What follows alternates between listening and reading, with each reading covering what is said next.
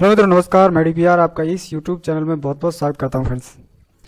तो जैसा कि आप लोग जानते हैं कि 20 मार्च 2023 में माननीय सुप्रीम कोर्ट का OROP पर आदेश आता है और जो 2016 से यहाँ पर रिट याचिका चल रही थी उसका न्याय 2023 में मिलता है और उसका एंड 2024 फेब में होगा। तो आप सोचने का विषय ये है कि जो यहाँ पर लिखित आदेश आया है वो आपका 25 तारीख को आया है, मार्च में, 25 मार्च 2023 में। अभी यहाँ पर हम लोग उस पूरे ही लेटर का जो आदेश 8 पेजों का है उसका हिंदी में अनुवाद आपको दिखाने वाले हैं और पढ़ के सुनाने वाले हैं। तो आप वीडियो को पूरी देखें और आप अंततः पाएंगे कि यहाँ पर जो कुछ भी होगा वो ना तुम्हारे नाराज होने से होगा, ना मेरे खुश होने से होगा, ना मेरे नाराज होने से होगा। यहाँ पर जो पूरी प्रोग्रामिंग सेट हो रखी है उसके हिसाब से ही होगा। चाहे आप आंदोलन करो, चाहे आप सड़कों पर उतर आओ, चाहे आप आगजनी करो, चाहे आप कुछ भी करो, लेकिन होगा वही जो सर्वोच्च न्यायालय ने आदेश दिया है। और सर्वोच्च न्यायालय आदेश किस बेहद पे दिया है आप लोग इस पूरी वार्ता को सुनकर समझ सकते हैं। आप देखना, और बुद्धिमान लोग समझते हैं कि किस तरीके से न्याय व्यवस्था चलती है और यहाँ पर किस तरीके से न्याय होता है। आप लोग इस बात को इस लेख के माध्यम से समझ सकते हैं जिसको मैं आपके समक्ष रख रहा हूँ। भारत के सर्वोच्च न्यायालय में सिविल मूल क्षेत्राधिकार 2023 का विविध आवेदन संख्या 219 जो कि 2016 की रिट याचिका सिविल संख्या 419 का संदर्भ है। इंडियन एक्स सर्विस मूवमेंट बनाम भारत संघ भूतपूर्व सैनिक कल्याण विभाग रक्षा सचिव मंत्रालय जो आदेश हुए थे 16 मार्च 2022 के निर्णय में खाते में जो बकाया है उसका भुगतान करने का आदेश दिया था 3 माह के अंदर। आप समझना, बात को पूरी को ध्यान से सुनना। देखिए, एक तो हम लोग वीडियो को देखते हैं आनंद के लिए, लेकिन हमारी यहाँ पर जो सारी जो वीडियो होती है वो आनंद के लिए नहीं होती है, वो खंडन के लिए होती है, विखंडन के लिए होती है और एक दोनों पक्ष की बातों को यहाँ पर आपके समक्ष रखने के लिए होती हैं। इसके बाद में विस्तार की मांग करते हुए भारत संघ द्वारा लगातार आवेदन दायर किए गए थे। समय विस्तार से आप समय बढ़ाइए, इसके लिए वहां से आवेदन किए गए। न्यायालय के दिनांक 9 जनवरी 2023 के आदेश के अनुसार 15 दिन बढ़ाए गए मार्च 2023 में। श्री आर वेंकटमणि भारत के महान्यायवादी ने रिकॉर्ड पर रखा भारत संघ की ओर से अनुपालन नोट। अटॉर्नी जनरल के अलावा भारत के लिए श्री हुजैफा ए अहमदी वरिष्ठ वकील को पेश होती हुए सुना पेंशनर्स की ओर से। और भारत संघ की ओर से किए गए अनुरोध का विरोध करते हुए समय के विस्तार के लिए श्री अहमदी वरिष्ठ वकील ने प्रस्तुत किया। 2019 में बकाया भुगतान गिर गया। न्यायालय के दिनांक 16 मार्च के निर्णय द्वारा पर्याप्त समय दिया गया और एक परिचय पत्र जारी किया गया जिसमें यह बताया गया कि माननीय न्यायालय के 27/2/2023 के आदेश के अनुपालन में रक्षा मंत्रालय ने रक्षा मंत्रालय ID संख्या, ये जो आपके समक्ष लिखी हुई है, के माध्यम से निर्देश जारी किए 27/2/2019 को सभी पात्र प्रश्नों को 15 मार्च 2023 तक OROP संशोधन के कारण एक किस्त में पूर्ण बकाया भुगतान के लिए 15 मार्च 2023 तक अधिकृत किया जा सकता है एक बार में। अब आप देख रहे हैं कि कहां से कहां तक कहानी बनेगी। आप इसको पूरा विवरण सुनिए तब आप समझ पाएंगे कि आखिर हुआ क्या है। अभिलेख पर सामग्री रखी गई, उससे यह उभर कर निकला कि कुल पूर्व सशस्त्र बल पेंशन विभोगियों की संख्या लगभग 25 लाख के बराबर है, आसपास है। बकाया व देय लगभग 28,000 करोड़ रुपए है। वित्तीय वर्ष के लिए केंद्रीय रक्षा मंत्रालय के बजटीय प्रव्यय में 22 और 23 में 5.85 लाख करोड़ रुपए हैं। इसमें लगभग 1.32 रुपए की राशि के दौरान कुल पेंशन संवितरण के लिए यहां पर लाख करोड़ रुपए का नियोजित व्यय है। फरवरी तक 1.2 लाख करोड़ रुपए की राशि पहले ही वितरित की जा चुकी है 2023 रक्षा मंत्रालय द्वारा 22-23 के लिए। राशि 28 करोड़ रुपए जो ऊपर संदर्भित है के कारण बकाया से संबंधित 2019 और 22 के लिए OROP का भुगतान जो कि एक अतिरिक्त घटक है। नोट जो रिकॉर्ड पर रखा गया, उसमें कहा गया कि 2022-23 के नियोजित बजट परिव्यय इस विशाल परिव्यय को एक बार में आत्मसात करने की स्थिति में नहीं है। सामरिक क्षेत्र होने के नाते रक्षा मंत्रालय को अपनी परिचालन प्रतिबद्धताओं पर वित्तीय खर्च और रक्षा पेंशनरों सहित अपने कर्मियों पर किए गए खर्च के बीच एक अच्छा संतुलन बनाना पड़ता है। चूंकि संसाधन सीमित हैं, सभी विभागों में से सबसे अधिक होने के बावजूद खर्चों को इस तरह से विनियमित करने की आवश्यकता है कि हमारे सशस्त्र बलों की परिचालन तत्परता से समझौते के लिए बिना व्यक्तिगत जरूरतों को पूरा किया जा सके। केंद्रीय रक्षा मंत्रालय ने इस मामले को मंत्रालय के समक्ष उठाया था। धन के प्रावधान के लिए वित्त मंत्रालय ने नोट के रूप में इंकित किया।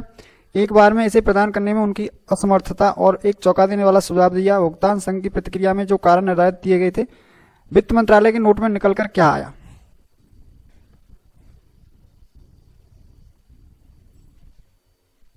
उच्च राजकोषीय घाटे के समय में सरकार को नकदी की समस्या का सामना करना पड़ता है। ऐसा इसलिए है क्योंकि राजस्व इसकी प्राप्तियों की तुलना में धीमी गति से अर्जित होता है।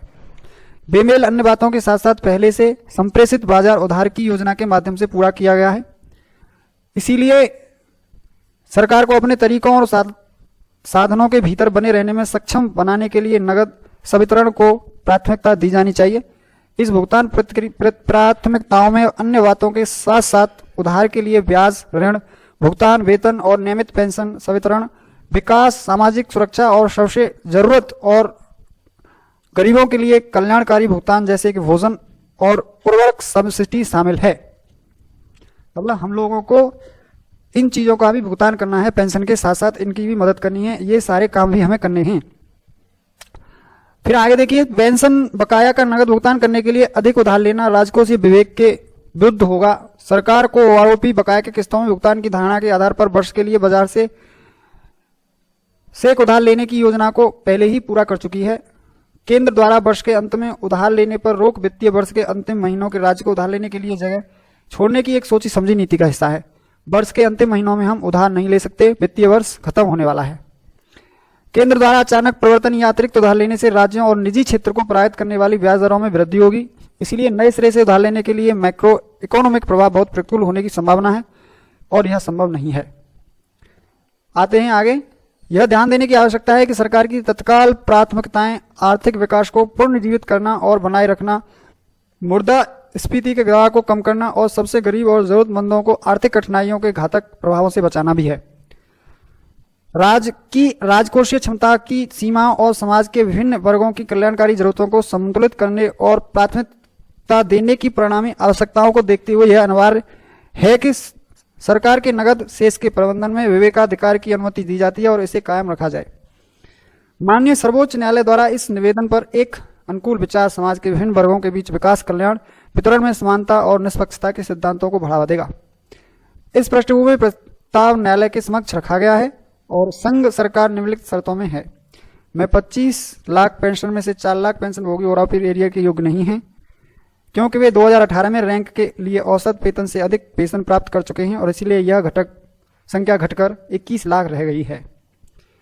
जिनमें से 6 लाख परिवार पेंशन भोगियों को वीरता पुरस्कार विजेता और उनसे बकाया भुगतान का भुगतान 31 मार्च 2023 तक किया जाएगा। लेकिन बहुसंख्यक संवितरण एजेंसियों की भागीदारी को देखते हुए यह अशुद्धियों से बचने के लिए सम्मानपूर्वक प्रार्थना की जाती है कि 6 के लिए पूर्ण निवारण पूरा करने के लिए समय दिया जाए और 30 अप्रैल 2023 तक का 1 लाख जो परिवार हैं उनके पेंशन भोगी पुरस्कार हैं उनको इसलिए 30 अप्रैल 2023 तक का समय दिया जाए बजाय 31 अप्रैल 2023 के।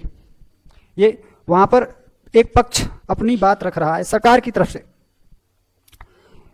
अब वहां तृतीय बात निकल के आती है कि इसके बाद 70 वर्ष से ऊपर उम्र के पेंशन भोगी आते हैं जो कि लगभग 4 लाख पेंशन भोगी हैं। बजट परिव्यय की बाधाओं और संवितरण प्रणाली की बहुलता को देखते हुए अंतिम गोद में अशुद्धियां और परिचालन संबंधी मुद्दों से बचने के लिए 4-5 महीने की बाहरी समय की प्रार्थना की जाती है। इस वर्ग के संबंध में बकाया राशि का पूर्ण निपटान एक बार में करना, अर्थात इस वर्ग का बकाया 31/7/2023 को या उससे पहले किया जाएगा।